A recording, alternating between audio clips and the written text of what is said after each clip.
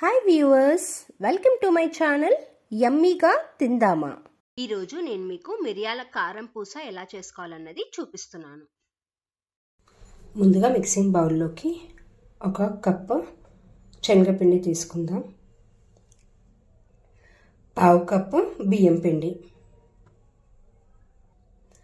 1 spoon మిరియాల పొడి,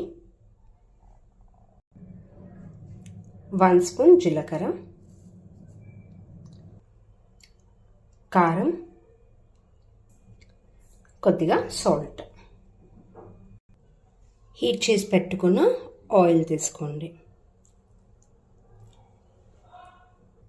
ఇప్పుడు వీటన్నిటిని ఒకసారి మిక్స్ చేసుకుందాం.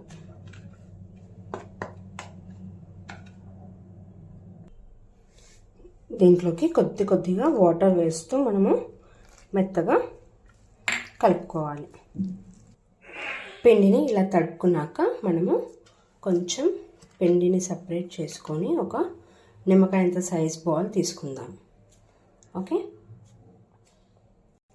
ఇప్పుడు కింద ఒక బౌల్ పెట్టుకొని గ్రేటర్ అరేంజ్ చేసుకొని ఇప్పుడు మనం తీసుకున్న బాల్ని ఇలా ప్లేస్ చేసి ఇలా ఒత్తుకుంటే మనకి కిందికి కారపూస అనేది పడిపోతుంది. చూడండి, ఇలా వస్తాయి. ఇప్పుడు మనము దీన్ని ఆయిల్లో ఫ్రై చేసుకుందాం. ఆయిల్ మనము చాలా హీట్ చేయాలన్నది ఇక్కడ గుర్తుపెట్టుకోవాల్సింది. మనము ఇవి వేడి హై ఫ్లేమ్లో వేయించకపోతే ఆయిల్ మొత్తం ఇది పీల్చేస్తుంది. ఇప్పుడు వేయించుకుంటున్నాను.